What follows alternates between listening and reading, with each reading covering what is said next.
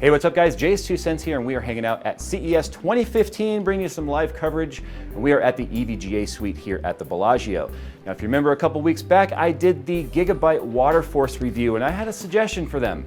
Somebody already beat them to the punch.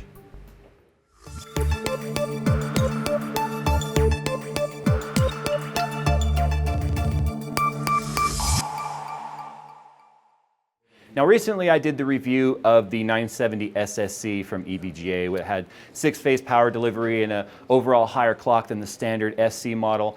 Now what we're looking at here is the 970 For the Win Plus. Now what makes this card pretty nice is the fact that they actually listen to your feedback. It has the same 6-phase power delivery that the SSC has, but it also has higher base clock, higher boost clock, as well as, look at that. What is on the back of that card? It's almost like they're listening to the community. We've got an EVGA backplate on this thing with the lettering that actually faces the right way. So you guys said you wanted backplates. Here it is. The For the Win Plus is giving you backplates. Now, if you guys want a little more oomph and a little more horsepower, maybe the 970 is not quite for you. As I mentioned at the start of this video, I said somebody should come out with a graphics card that has a standalone 120mm radiator that you can put in your case, because Maxwell is so power efficient, and why isn't anyone doing that to give you guys good overclocks, low temps, without being too intrusive in your case?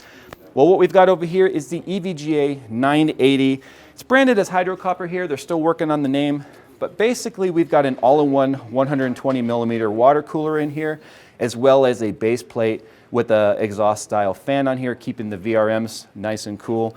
But this right here, because Maxwell is so efficient, means you're gonna be able to get pretty good overclocks, but you're also gonna do it at much lower temperatures, much lower noise. And this is nice to see. I'm glad that somebody finally came out with this. We are gonna be doing a review of this on the channel a little bit later as well, so make sure you stay tuned for that. The 980, like I said, it's branded as Hydrocopper right here. It might end up having a different name, who knows. Now Kingpin, world-renowned overclocker, in the EVGA sponsored overclocker, has his own custom cards that you guys have seen in the past. And Maxwell is no different. In fact, what we're looking at right here is the EVGA GTX980 classified Kingpin edition.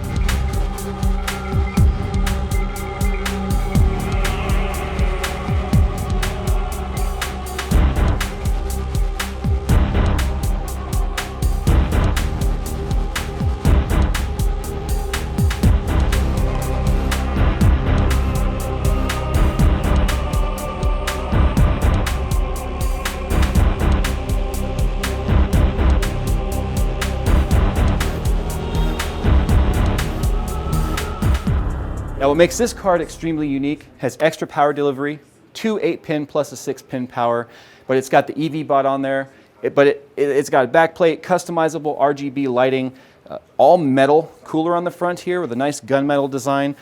But like I mentioned, RGB lighting, you can customize this to basically fit any aesthetic or custom build that you're doing.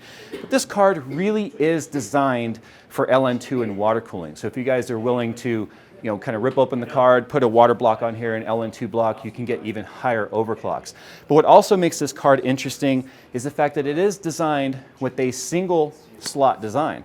It comes shipped with a dual slot bracket on there, but it does also come with a single slot bracket, and the, as you can see here, the inclusion of mini DisplayPort, which is really cool because mini DisplayPort cables are a lot easier to find than full-size DisplayPort 1.2. But it's got the 3 mini DisplayPort on here, HDMI, and your DVI dual link. So we don't know much about the specs on this yet. This is still kind of an early phase. Hopefully we'll learn more about that in the near future here. But the EVGA GTX980 classified Kingpin is definitely going to be pulling out all the stops. This is going to be the card to beat when it comes to Maxwell standards of overclocking. Now, not only is EVGA known for its legendary graphics cards, its motherboards and power supplies, but we also are starting to break in here to the peripheral game. Now, earlier in the year, we took a look at the Torx X10 mouse from EVGA, and now we're looking at here a prototype of a keyboard that they're looking at bringing later in this year, and this is the Z10. It's a full mechanical keyboard, Cherry MX Red with red backlighting at the time of making this video, but it's got a slider here, which is really nice, a dial for the LED dimmer, But you also have macro keys on here, but as you can see, you also have the inclusion of an LCD screen, which is really neat because you can pair this up with your EVGA Precision and you can get full system vitals of your graphics card, you know, what the current clock is, what the temperatures are, VRAM usage. It's actually a very unique approach to the keyboard. It also has full USB 3.0 pass-through hub built into it, so you're not gonna have USB cables going all over your desk. I wish we saw more keyboards with full USB 3.0 pass-through, so I'm happy to see that. Just as a reminder, this is an early prototype. We're looking at it a little bit later this year. But as I mentioned earlier, we took a look at the X10, and they are bringing a couple new mouse to the market here. We've got the X3, which is a more entry-level mouse, more affordable mouse, and it is an optical. We also have the X5 optical right here, which is very similar to the X3, but it's got more DPI adjustment. Is it RGB? Yeah, RGB control on there. And then if you're more of a laser fan, you've got the X5 laser, which is essentially the same, but with a better optic on there. So EVGA is really starting to bring more to the table for that gaming branded, gaming enthusiast design that gamers want to go along with their hardware and some peripherals. Now, if we move over here, EVGA has now stepped up their power supplies. We looked at the G2 and the P2 1600, which we know is powering Skunkworks. But now we've got titanium, or the T-series power supply. So you have a 1600 T2, or titanium rated, hey guys. But we've got the EVGA 1600 T2, titanium rated. I guess all we're waiting for now is that, I don't know, what's above titanium? Could we get diamond rated? I don't know.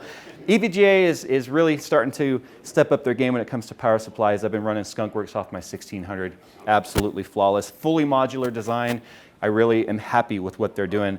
And not only that, they do have, of course, their custom individually sleeved cable kits that you can get in a variety of colors that will interchange with any of their full modular power supplies in the Supernova line. So kudos to that, where you're not having different power supplies with different plugs. So if you want to step up your power supply, get better hardware, more demanding hardware, you can keep your cables if you stick with the same series of power supply.